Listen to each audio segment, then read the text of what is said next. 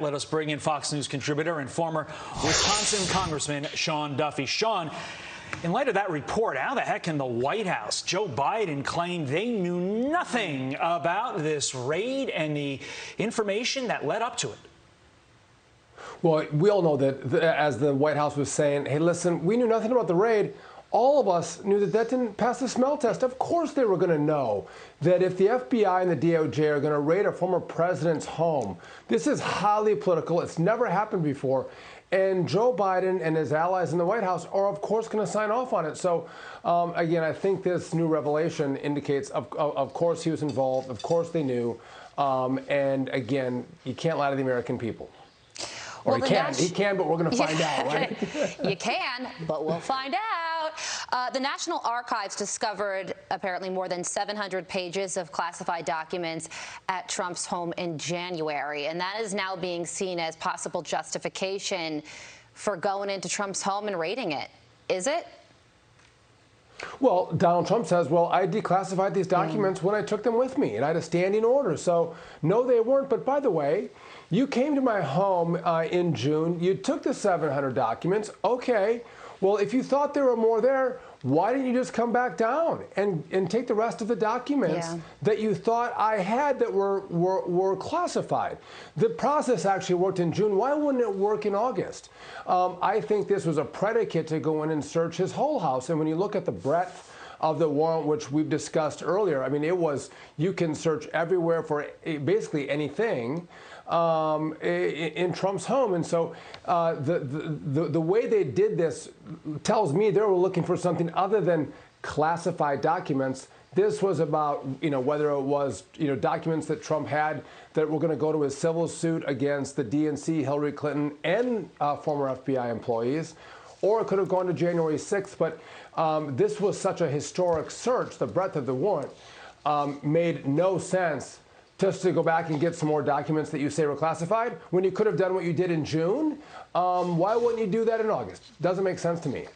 Sean, there's also this, it's a Wisconsin school board story. We actually have two, but this one, the Kettle Moraine School Board in Wisconsin voted in favor of banning all religious and political symbols in classrooms. That includes gay pride flags, Black Lives Matter flags, and We Back the Badge signs. So it kind of cuts both ways, this one. And some people are saying, well, that may be good, but also if you ban all political and religious symbols, how far does it go? Can we say, in God we trust, and there are other things that could be perceived as political that a lot of parents think are good? So what do you think about this? Well, liberals would say the American flag is political as well, and therefore that should not be in the classroom, right? I mean, it could go that far, to your point, Carly. But, I think what we've seen is, of course, many of us would like religious symbols in the classroom. And by the way, they're historic symbols as well. But I think that you're seeing a lot of woke leftist teachers come out of the teacher colleges, and they want to bring in the themes of gay pride or BLM, and they push those themes on the students. And I think the school boards and the parents saw what was happening and said, you know what, we got to get rid of all of this. And you can't just say gay pride and BLM.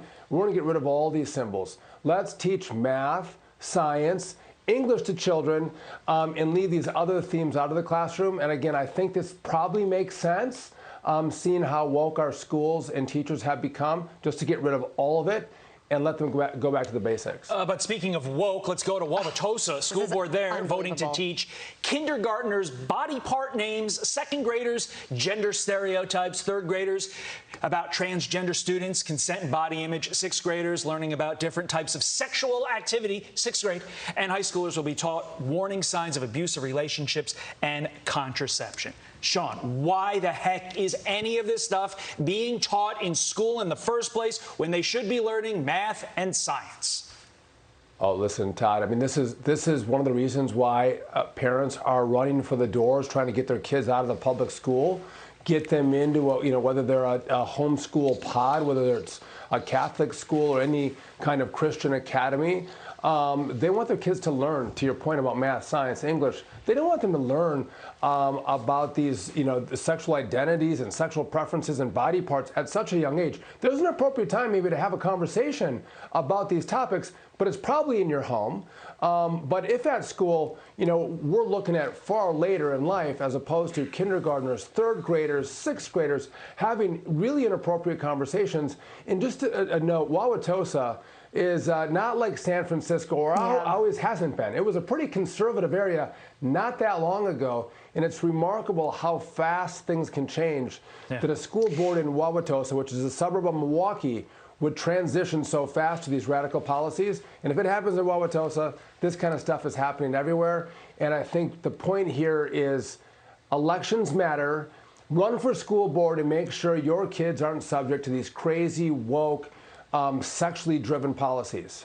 Yeah, and now in third grade in this school district, you're taught, maybe if you are a boy but feel like a girl, that's okay. I mean, it's just so confusing. And this was voted in 6-1. So I'm sure that there are a lot of concerned parents in this school district this morning. It's coming to a town near you, Sean Duffy. Thank you, sir. I'm Steve Ducey. I'm Brian Kilmeade. And I'm Ainsley Earhart. And click here to subscribe to the Fox News YouTube page to catch our hottest interviews and most compelling analysis.